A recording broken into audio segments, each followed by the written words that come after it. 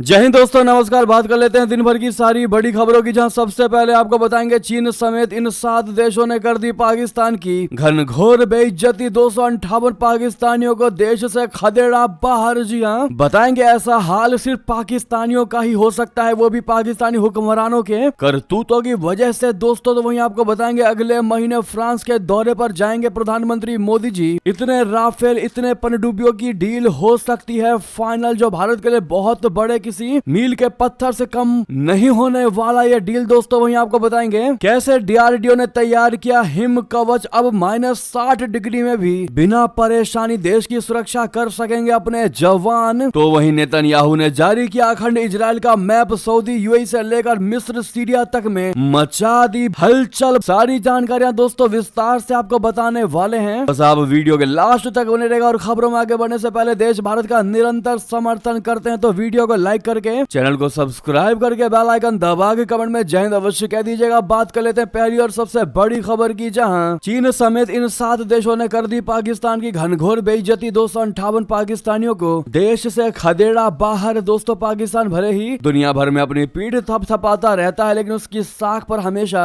सवाल उठते रहे हैं। हाल ही में पाकिस्तानी अधिकारियों ने खुद ये बताया है कि 24 घंटे के भीतर करीब 7 देशों से 258 पाकिस्तानियों को निकाल दिया गया है। समाचार एजेंसी पीटीआई ने कराची के जिन्ना इंटरनेशनल एयरपोर्ट पर इमिग्रेशन विभाग के प्रवक्ता के हवाले से बताया कि इनमें से 14 के पास पाकिस्तानी पासपोर्ट थे, जबकि 244 को इमरजेंसी ट्रेवल दस्तावेजों के आधार पर निर्वासित किया गया। दोस्तों उन्होंने बताया कि हमने कराची एयरपोर्ट पर 16 निर्वासित को गिरफ्तार कर लिया, जिनमें से एक की पहचान संदिग्ध थी, जबकि बाकी को पूछताछ के बाद रिहा कर दिया गया। जी हाँ, उन्होंने बताया कि सऊदी अरब से निर्वासित किए गए 9 लोग पेशेवर भिखारी थे। उन्होंने बताया कि उनमें से 2 को बिना परमिट के हज करते हुए पकड़ा गया था। जी हाँ, ऐसे में हम आपको बताते हैं कि किस किस देश ने पाकिस्तान को दिखाई उसकी औकात। तो उन देश में सऊदी अरब और संयुक्त अरब अमीरात के अलावा चीन, कतर, इंडोनेशिया, साइप्रस और नाइजीरिया में एक एक पाकिस्तानी को देश से बाहर का रास्ता दिखाया गया है। पाकिस्तान अधिकारी ने कहा कि निर्वासन की प्रवृत्ति काफी बढ़ रही है। पिछले 24 घंटों में संघीय जांच एजेंसी के आव्रजन प्रकोष्ठ ने कराची हवाई अड्डे पर 35 यात्रियों को भी उतार दिया, जो अलग अलग देशों की यात्रा कर रहे थे। उमराह वीजा पर सऊदी अरब जाने वाले यात्रियों को अग्रिम होटल बुकिंग की कमी और खर्चों के लिए काफी कम पैसे होने की वजह से वापस भेज दिया गया। दोस्तों ये हाल किसी और ने नहीं किया इन पाकिस्तानियों का, खुद उसके हुक्मरान शहबाज सरकार ने ही किया है। उनकी नीति ने किया है, जिसकी वजह से इन 7 देशों ने पाकिस्तानियों को घनघोर बेइज्जती के साथ वापस पाकिस्तान भेज दिया। इस पर आपकी क्या राय है बताना बिल्कुल मत भूलिएगा। तो वहीं आपको बता दें अगले महीने फ्रांस के दौरे पर जाएंगे पीएम मोदी जी। 26 राफेल, 3 पनडुब्बियों की डील हो सकती है फाइनल। बता दे प्रधानमंत्री नरेंद्र मोदी जी अगले महीने फरवरी में फ्रांस के दौरे पर जाएंगे। पीएम मोदी जी 10-11 फरवरी को पेरिस में आयोजित होने वाले आर्टिफिशियल इंटेलिजेंस समिट में हिस्सा लेंगे। फ्रांस के राष्ट्रपति इमैनुअल मैक्रोन ने इस बात की पुष्टि करते हुए कहा है कि ये दौरा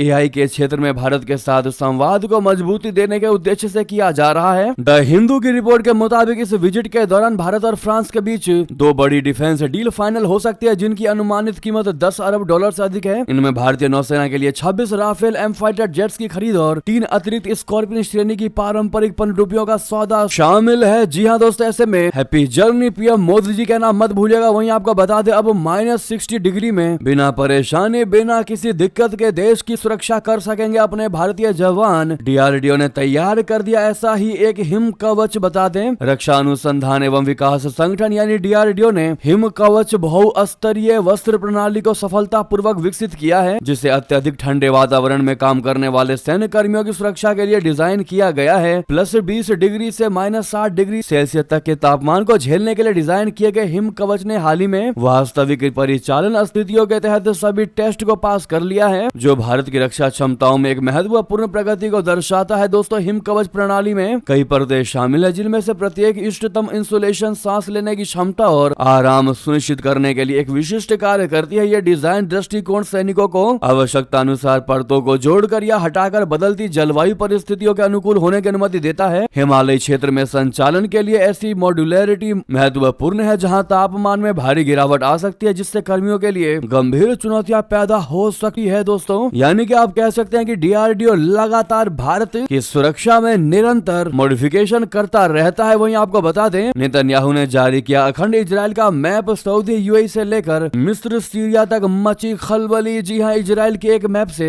अरब देशों के हुक्मरानों के जिस्म में मानो आग सी लग गई हो। जी हाँ, इजराइल के इस प्लान से ऐसा भी नहीं है कि अरब मुल्क अनजान थे, लेकिन अब उसने खुलेआम ग्रेटर इजराइल बनाने का ऐलान कर दिया है। दरअसल इजराइल शासन की तरफ से अरब मुल्कों को मैसेज देते हुए एक मैप जारी किया गया है, जिसमें लेबनान, जॉर्डन, सीरिया, इराक, फिलिस्तीन, मिस्र और यहाँ तक कि सऊदी अरब तक के इलाकों को शामिल किया गया है। इस योजना का नाम है the greater Israel plan. Israel के विदेश मंत्रालय ने सोशल मीडिया पर एक पुराना नक्शा जारी किया है और ये कहा है कि वो इजराइल को ग्रेटर इजराइल बनाने के लिए प्रतिबद्ध है। ग्रेटर इजराइल का मतलब उस अखंड इजराइल से है जिसमें लेबनान, जॉर्डन, सीरिया, इराक, फिलिस्तीन, मिस्र और सऊदी अरब के कई इलाके शामिल हैं। इजराइल के विदेश मंत्रालय का कहना है कि आज से 3000 साल पहले इस भूखंड पर यहूदी साम्राज्य का शासन था। इजराइल के मुताबिक उस समय राजा शाउल, राजा डेविड और राजा सोलोमन ने 120 वर्षों तक यहाँ शासन किया और यही सबसे बड़ी वजह है कि इजराइल इसके आधार पर जॉर्डन, सीरिया, इराक, फलस्तीन और सऊदी अरब के इलाकों को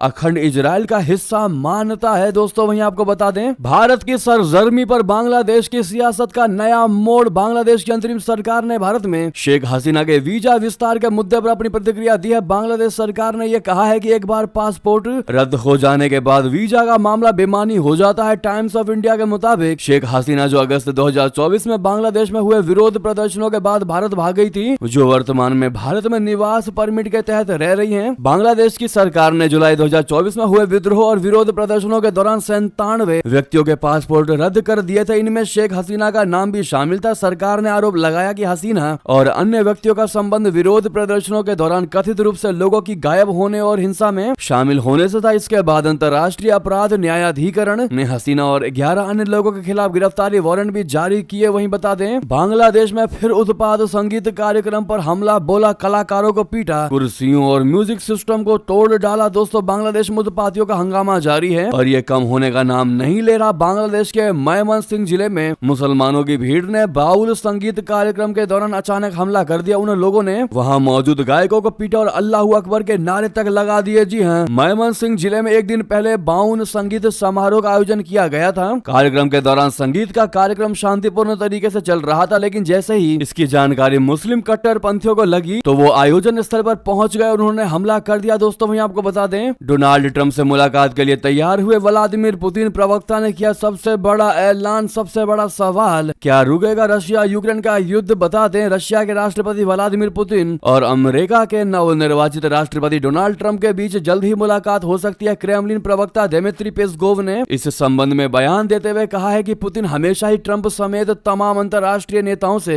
मिलने के लिए तैयार हैं। ट्रंप ने भी पुतिन से मुलाकात की इच्छा जताते हुए कहा कि वो यूक्रेन युद्ध खत्म करवा सकते हैं। ये घटनाक्रम ऐसे समय हुआ है जब यूक्रेन के राष्ट्रपति वोलोडिमिर जेलेंस्की की ओर से ट्रंप से शांति प्रस्ताव का समर्थन करने का आग्रह किया जा रहा है। ऐसे में पुतिन और ट्रंप की बैठक में यूक्रेन युद्ध पर बड़ा फैसला हो सकता है। वहीं आपको बता दें, यूक्रेन के साथ जंग का बड़ा असर। जापान ने रशिया के खिलाफ उठा दिया बड़ा कदम, लगा दिए नए प्रतिबंध। दरअसल जापान ने यूक्रेन के खिलाफ जंग को लेकर रूस के खिलाफ शुक्रवार को अतिरिक्त प्रतिबंधों को मंजूरी दे दी, जिनमें दर्जनों व्यक्तियों और समूहों की संपत्तियों पर रोक लगाना शामिल है। इसके साथ ही रशिया समेत कई अन्य देशों के दर्जनों संगठनों को निर्यात किए जाने पर भी प्रतिबंध लगाए गए हैं। ये प्रतिबंध रशिया को अंतरराष्ट्रीय प्रतिबंधों से बचने में उसकी मदद करने वालों पर लगाए गए हैं। वहीं बता दें, कनाडा को मिलने जा रहा है क्या पहला हिंदू प्रधानमंत्री? भारतीय मूल के सांसद ने डंके की चोट पर अपने नाम की लगा दी मुहर। जी हाँ, कनाडा के हिंदू सांसद चंद्र आर्य ने अगले पीएम के तौर पर खुद के नाम पर मुहर लगा दी है। इसके लिए बाकायदा उन्होंने कनाडा के लोगों के लिए एक वीडियो भी बनाया है। एक वीडियो संदेश में उन्होंने अपने फैसले की इंफॉर्मेशन देते हुए, जानकारी देते हुए बताया है कि वे राष्ट्र के पुनः निर्माण के लिए एक कुशल सरकार का नेतृत्व करेंगे। उन्होंने कहा कि मैं कनाडा का अगला प्रधानमंत्री बनने की रेस में शामिल हो रहा हूं। चंद्र आर्य जी ने यह घोषणा ऐसे समय में की है जब 3 दिन पहले बीते सोमवार को जस्टिन ट्रूडो ने कनाडा के प्रधानमंत्री और लिबरल पार्टी के नेता के पद से हटने की घोषणा की। ऐसे में दोस्तों, क्या आप बता सकते हैं कि चंद्र आर्य जी का जन्म भारत के कौन से राज्य में हुआ था? साथ ही साथ अगली खबर आपको बता दें, जहां बलूचिस्तान में बड़ा हमला, आतंकियों ने पुलिस चौकी से बंदूकें, गोला बारूद और वायरलेस लूट लिया। जी हां, पाकिस्तान में एक बार फिर आतंकवादियों ने बड़ा हमला किया है। हथियारों से लैस आतंकियों ने पाकिस्तान के अशांत बलूचिस्तान प्रांत में एक पुलिस चौकी पर हमला कर दिया। हमले को अंजाम देने के बाद घटना स्थल से भागने से पहले आतंकियों ने पास के एक सीमेंट कारखाने की मशीनरी और उपकरणों में आग लगा दी। अधिकारियों ने इस आतंकी हमले के बारे में जानकारी दी और यह घटना बृहस्पतिवार को मस्तुंग शहर में घटी है। एक पुलिस अधिकारी ने बताया कि हमला उस समय हुआ हुआ जब पुलिस चौकी पर सुरक्षा कर्मियों की ड्यूटी बदल रही थी। हथियारों से लैस आतंकवादियों ने पुलिस से बंदूकें, गोला बारूद, वायरलेस सेट, मोटरसाइकिलें छीन ली और सीमेंट कारखाने में उपकरणों में आग लगा दी। सुरक्षा कर्मियों के घटनास्थल पर पहुंचने से पहले ही ये आतंकी भाग निकले। वहीं बता दें, सीरिया बॉर्डर पर फ्रांसीसी बलों की तैनाती के प्रस्ताव पर भड़का तुर्की। कहा अमेरिका के पीछे मत छिपो, एसडीएफ को भी दे दी खुली धमकी। जी हाँ, तुर्की की रेसेप तैयब एर्दोगन की सरकार ने सीरियाई सीमा पर फ्रांसीसी सैनिकों की तैनाती के प्रपोजल को सिरे से खारिज कर दिया है। फ्रांस का यह प्रस्ताव सीरियाई डेमोक्रेटिक फोर्सेस बोले तो एसडीएफ के साथ तनाव कम करने के लिए एक सुरक्षित क्षेत्र बनाने के लिए था। तुर्की के विदेश मंत्री हाकान फिदान ने शुक्रवार को इस्तांबुल में कहा कि फ्रांस की कोशिश अमेरिका के पीछे छिपकर अपने हित साधने की है, लेकिन उसकी ये कवायद पूरी नहीं होगी। तुर्की ने कोबाने शहर को अमेरिकी निगरानी में असैन्यकृत करने के एसडीएफ के प्रस्ताव को भी खारिज किया है। मिडल ईस्ट आई एक रिपोर्ट के मुताबिक हाकान फिदान ने फ्रांस की सीरिया में भूमिका पर सवाल उठाते हुए कह दिया कि कुछ छोटे यूरोपीय देश जो अमेरिका की छत्र छाया में सीरिया में सैन्य अभियान में भाग ले रहे हैं, हालांकि इससे उन्हें या क्षेत्र को कोई वास्तविक लाभ नहीं होगा। साथ ही साथ बता दें, डोनाल्ड ट्रंप को हश मनी केस में मिल गई बड़ी राहत, नहीं जाना होगा अब जेल। शपथ से पहले सभी 34 आरोपों में बिना शर्त छूट गए डोनाल्ड ट्रंप। जी हाँ, अमेरिका के नवनिर्वाचित राष्ट्रपति डोनाल्ड ट्रंप को हश मनी केस में बड़ी राहत मिली है। डोनाल्ड ट्रंप सभी 34 आरोपों में बिना शर्त छूट गए हैं। उनको इस केस में जेल नहीं जाना होगा और न ही जुर्माना भरना होगा। कोर्ट ने शुक्रवार को यह फैसला सुनाया है। तो वहीं आपको बता दें, ब्रिटेन गवर्नमेंट ने इलीगल माइग्रेंट्स के खिलाफ सख्त कदम उठाए हैं। 16,400 लोगों को देश से निकाला। जी हाँ, यूके सरकार ने अवैध प्रवासियों को उनके देश वापस भेजने में अभूतपूर्व सफलता प्राप्त की है। गृह कार्यालय के आंकड़ों के मुताबिक 2024 के आखिरी 12 महीनों में 16,400 प्रवासियों को निर्वासित किया गया है, जो साल 2018 के बाद से उच्चतम स्तर है। इस संख्या में 2,580 विदेशी अपराधी भी शामिल है, जिन्हें अपराधों के लिए दोषी पाया गया था। वहीं बता दें, वेनेजुएला में सियासी संकट हार के सबूतों के बावजूद मादुरो ने ली तीसरी बार राष्ट्रपति पद की शपथ। जी हाँ, मादुरो ने सत्तारूढ़ पार्टी की ओर से नियंत्रित नेशनल असेंबली के समक्ष पद की शपथ ली। एक दिन पहले राजनीतिक विपक्ष की सबसे प्रमुख नेता ने बताया था कि उन्हें राज्य सुरक्षा बलों के ने कुछ समय के लिए हिरासत में लिया था। सरकार ने तुरंत आरोप का खंडन किया, लेकिन इस दावे ने फिर से वेनेजुएला के लंबे समय से चले आ रहे राजनीतिक संकट की ओर वैश्विक ध्यान आकर्षित किया है। ये संकट तब और ज्यादा गहरा गया जब सत्तारूढ़ पार्टी के प्रति निष्ठावान चुनाव अधिकारियों ने 28 जुलाई को मतदान समाप्त होने के कुछ ही घंटों बाद मादुरो को विजेता घोषित कर दिया था, लेकिन पिछले राष्ट्रपति चुनावों की तरह उन्हें कितना मत मिला उसकी संख्या नहीं बताई। तो वहीं आपको बता दें, पाकिस्तान में 10 साल की तानाशाही थोपने की योजना। इमरान खान ने कहा गलत काम करने पर मिल रहा है पुरस्कार। यहाँ जी हाँ, पाकिस्तान के जेल में बंद पूर्व प्रधानमंत्री इमरान खान ने कहा है कि जब तक मौजूदा फांसीवादी व्यवस्था कायम है तब तक आर्थिक प्रगति नहीं हो सकती और चेतावनी दी है कि पाकिस्तान में 10 साल की तानाशाही थोपने की योजना है। उन्होंने एक्स पर एक ट्वीट में कहा कि पाकिस्तान में 10 साल की तानाशाही थोपने की योजना है, जिसमें 2 साल पहले ही बीत चुके हैं। जो जज या पुलिस अधिकारी उत्पीड़न में शामिल होते हैं उन्हें यहाँ पदोन्नति से पुरस्कृत किया जाता है। उन्होंने कहा कि मेरे खिलाफ गैर कानूनी फैसला देने वाले जज हुमायूं दिलावर को पदोन्नत कर दिया गया, जबकि रावलपिंडी और सरगोधा के जजों को बर्खास्त कर दिया गया, जिन्होंने निष्पक्ष फैसले दिए थे। उन्होंने कहा कि इस तरह की कार्रवाइयों ने देश में योग्यता और कानून के शासन को खत्म ही कर दिया है। जी हाँ, यहाँ तक कि पीटीआई सुप्रीमो ने याद दिला दिया है कि इस्लामाबाद में 26 नवंबर को हुए उस विरोध प्रदर्शन में हिस्सा लेने वाले उनकी पार्टी के कई लोग आज भी लापता हैं। अभी तक उनकी कोई खबर नहीं है। वहीं आपको बता दें, चीनी राष्ट्रपति शी जिनपिंग क्यों जाना चाहते थे गुजरात, पीएम मोदी ने सुनाया अनोखा किस्सा। दरअसल जब प्रधानमंत्री मोदी जी 2014 में प्रधानमंत्री बने तो उनके पास दुनिया भर से बधाई संदेश आए। उनके पास चीनी राष्ट्रपति जिनपिंग का भी फोन आया। चीनी राष्ट्रपति जिनपिंग ने बधाई देते हुए भारत आने की इच्छा व्यक्त की। पीएम मोदी ने कहा कि आप जरूर आएं, आपका स्वागत है। इस पर शी जिनपिंग ने कहा कि मुझे गुजरात और आपके गांव वडनगर को देखने की इच्छा है। क्या आप जानते हैं कि मैं ऐसा क्यों करना चाहता हूं? इस पर आश्चर्य व्यक्त करते हुए पीएम मोदी ने जब उनसे वजह पूछी तो जिनपिंग ने कहा कि दरअसल हमारा आपसे स्पेशल बॉन्ड है। उन्होंने कहा कि चीन के महान दार्शनिक येन सांग ने भारत में सबसे ज्यादा समय आपके गांव वडनगर में बिताया। उसके बाद जब वो चीन लौटे तो सबसे ज्यादा वक्त उन्होंने मेरे गांव में गुजारा। इस वजह से वो गुजरात जाना चाहते हैं। दोस्तों, दरअसल प्रधानमंत्री नरेंद्र मोदी जी ने पहली बार पॉडकास्ट के जरिए इस तरह के तमाम किस्से शेयर किए। वहीं बता दें, चीन के खिलाफ ताइवान की तैयारियां हुई तेज। अमेरिका से इस साल मिलेंगी नई मिसाइल रक्षा प्रणालियां। जी हाँ, चीन की आक्रामकता को देखते हुए ताइवान भी जंग की तैयारियों में जुट गया है। इस काम में ताइपे की सबसे ज्यादा मदद अमेरिका कर रहा है। ताइवान को अंदेशा है कि चीनी सेना कभी भी समुद्र के रास्ते उसके तटों पर हमला कर सकती है। यही कारण है कि उसने इस साल के अंत तक अमेरिका से नई मिसाइल रक्षा प्रणालियां हासिल करने का ऐलान कर दिया है। जी हाँ, ताइवान के राष्ट्रीय रक्षा मंत्रालय ने बताया कि 2024 में अमेरिका के साथ 3 नए हथियारों की खरीदारी के समझौते किए गए हैं, जिनमें से एक प्रणाली इस साल के अंत तक देश को मिल जाएगी। इन 3 समझौतों में Norwegian advanced surface to air missile system, L band electronic array radar और एक non L band electronic array radar शामिल है। वही बता दें, चीन में ऐसा आखिर क्या हुआ जो सड़कों पर उतर गए? भड़कते हुए होने लगी हिंसा, जिनपिंग की तानाशाही भूल, तमा उठे लोग। दरअसल चीन के शानगजी प्रांत के पुचेंग वोकेशनल एजुकेशन सेंटर में एक किशोर की मौत हो जाती है और चीनी अधिकारी उसे दुर्घटना कहकर दबा देते हैं। इतना ही नहीं, जब छात्र की डेड बॉडी की सिचुएशन को देखकर उसके माता पिता ने सवाल उठाए तो उन्हें धमकाया गया। इसके बाद से ये पूरा मामला सोशल मीडिया पर छा गया और चीन में हिंसक प्रदर्शन शुरू हो गए। प्रदर्शनकारियों की पुलिस से झड़प हो रही है, जिसके परिणाम स्वरूप आंसू गैस के गोले छोड़ने पड़े। वहीं बता दें, निजर हत्याकांड के आरोपी भारतीयों को जमानत, लेकिन अब भी रहेंगे हिरासत में। क्या है ऐसी वजह है, बता दें। कनाडा में खालिस्तानी आतंकी हरदीप सिंह निज्जर की हत्या के सिलसिले में गिरफ्तार किए गए 4 भारतीयों को गुरुवार को जमानत मिल गई। हालांकि अब यह खबर सामने आई है कि फिलहाल उनको हिरासत में ही रखा जाएगा। अटॉर्नी जनरल मंत्रालय से जुड़े एक वकील ने बताया कि कनाडाई कोर्ट ने सभी 4 आरोपियों के खिलाफ हिरासत के आदेश जारी किए हैं। उन्होंने बताया है कि आरोपी हिरासत में है और उनकी जमानत पर कोई सुनवाई नहीं हुई है। इससे पहले कई रिपोर्ट्स में यह दावा किया गया था कि हत्या के आरोप में गिरफ्तार किए गए 4 भारतीयों को रिहा कर दिया गया है। हालांकि अधिकारी ने गुरुवार को स्पष्ट कर दिया कि वे फिलहाल हिरासत में ही रहेंगे। वहीं बता दें, पाकिस्तान और अफगानिस्तान सीमा पर क्रॉस बॉर्डर फायरिंग खौफ में सैकड़ों परिवारों ने छोड़ दिया वो इलाका। जी हां, पिछले कुछ दिनों से पाकिस्तान और अफगानिस्तान के बीच तनातनी बढ़ती दिख रही है। शुक्रवार की सुबह पाकिस्तान अफगान बॉर्डर पर तनाव बढ़ गया, क्योंकि दोनों देशों की सेनाओं के बीच बॉर्डर पार से गोलीबारियों की खबरें सामने आने लगी। ये घटना पूर्वी अफगानिस्तान के कुनार प्रांत के सरकानो जिले में हुई। टोलो न्यूज के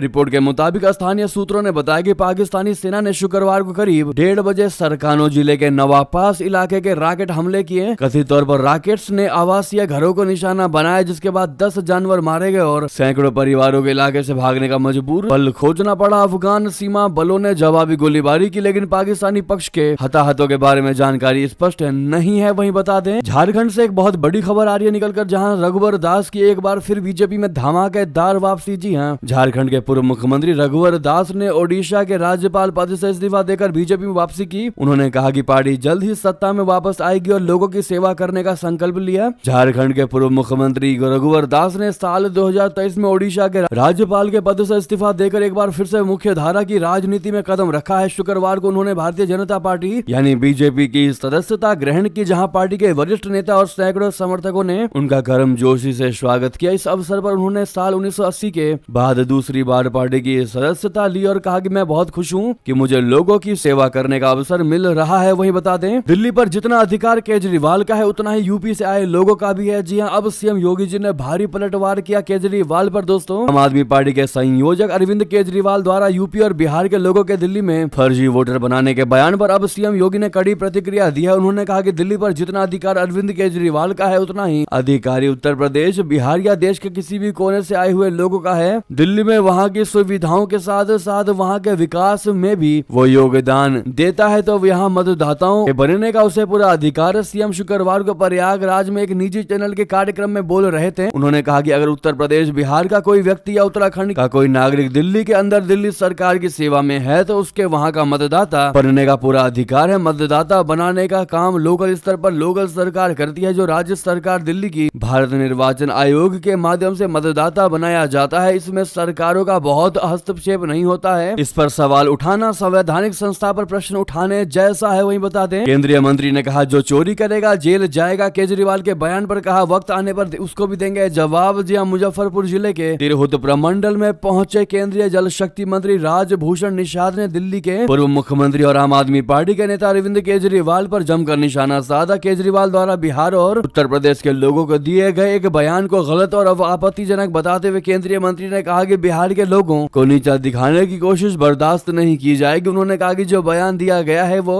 बिहार के लोगों को तकलीफ पहुंचाने वाला है। यही समय आने पर इसका जवाब दिया जाएगा। जी हाँ दोस्तों, वहीं आपको बता दें, दिल्ली चुनाव से पहले क्या खत्म हो गया इंडिया गठबंधन। उमर अब्दुल्ला के बाद संजय रावत ने खोल दिए पोल। दरअसल आप सभी को याद ही होगा कि लोकसभा चुनाव के समय एनडीए से मुकाबला करने के लिए विपक्षी दलों ने इंडिया गठबंधन बनाया था। एक मंच पर तमाम बड़ी विपक्षी पार्टियां बीजेपी गठबंधन से मुकाबले के लिए एक साथ आए थे, लेकिन लोकसभा चुनाव और महाराष्ट्र झारखंड के बाद ये गठबंधन बिखरता हुआ नजर आ रहा है। अरविंद केजरीवाल, तेजस्वी यादव, ममता बनर्जी और उमर अब्दुल्ला के बाद शिवसेना यूबीटी के नेता संजय रावत ने गठबंधन में टूट की ओर इशारा किया है। शिवसेना नेता संजय रावत ने शुक्रवार को विपक्षी गठबंधन इंडिया ब्लॉक की दिशा और भविष्य को लेकर चिंता व्यक्त की। उन्होंने कहा कि लोकसभा चुनावों के दौरान हमने साथ मिलकर चुनाव लड़ा और परिणाम भी अच्छे आए, लेकिन इसके बाद खास तौर पर कांग्रेस की जिम्मेदारी थी कि वो गठबंधन को सक्रिय बनाए रखें और आगे की रणनीति तय करे। दुर्भाग्य से चुनाव के बाद से अब तक कोई महत्वपूर्ण बैठकें नहीं हुई है। उन्होंने आगे कहा, यह गठबंधन के लिए सही संकेत नहीं है। उमर अब्दुल्ला, ममता बनर्जी, अखिलेश यादव और अरविंद केजरीवाल जैसे नेता कह रहे हैं कि इंडिया ब्लॉक का अब कोई अस्तित्व है ही नहीं। इस स्थिति के लिए सबसे बड़ी जिम्मेदारी कांग्रेस की है, क्योंकि समन्वय, संवाद और चर्चा की पूरी तरह कमी है। दोस्तों, संजय रावत के इसी बयान से ये कयास लगाए जा रहे हैं कि ऑलमोस्ट इंडिया गठबंधन खत्म होने ही वाला है। वहीं बता दें, स्वामी अविमुक्तेश्वरानंद जी का बड़ा बयान, कहा वक्फ साबित करे कि कुंभ की जमीन उसकी है तो हम वापस दिलाएंगे। जी हां, उत्तर प्रदेश के संगम नगरी प्रयागराज में महाकुंभ 2025 की शुरुआत होने वाली है। इस आस्था के समागम से पहले आज तक मीडिया ने प्रयागराज में धर्म संसद का आयोजन किया, जिसके सत्य वचन सेशन में ज्योतिर्मठ के शंकराचार्य स्वामी अविमुक्तेश्वरानंद सरस्वती शामिल हुए और इस दौरान उन्होंने देश में मंदिरों की खोज, कुंभ मेले के आयोजन, देश में जाति जनगणना, वक्फ बोर्ड के मेले की जमीन पर दावे पर अपनी राय रखी। कुंभ मेले की जमीन पर वक्फ कह रहा है कि हमसे ये छीन ली गई है जमीन, ये हमारी है। इस पर महाराज जी ने कहा कि वो कह रहे हैं कि अगर हमने छीनी है तो पहले ये बताओ कि पकड़ के कौन रखा था, आपसे किसने छीनी है उसका नाम बताओ। हमारे धर्म में कहा जाता है कि अगर आपने किसी की भूमि पर बैठकर तप किया तो उस तप का कुछ फल उस भूमि के स्वामी को भी जाएगा। इसीलिए अगर हमारे द्वारा किए गए पुण्यों का कुछ अंश आपको मिल रहा है तो आपको क्या दिक्कत है। अगर आपके पास कोई प्रमाण है तो कोर्ट जाएं, अगर कोर्ट नहीं जाना चाहते तो परम धर्म संसद में आए। अगर तुम सही साबित हुए तो हम अपने समाज से लड़कर आपको वो दिलवाएंगे, और अगर नहीं साबित हुए तो देश को गुमराह करने के आरोप में आपको जेल में डाला जाएगा। जी हाँ दोस्तों, ऐसे में वक्फ द्वारा कुंभ मेले की जमीन को अपना बताने वाले इस संगठन पर आपकी क्या राय है दोस्तों, बताना बिल्कुल मत भूलिएगा। तो वहीं सीएम योगी जी ने कहा, यह सनातन के गौरव का महाकुंभ है, जातियों में बांटने वालों को लेनी चाहिए इससे सीख। जी हाँ, योगी आदित्यनाथ जी ने शुक्रवार को सर्किट हाउस में आकाशवाणी के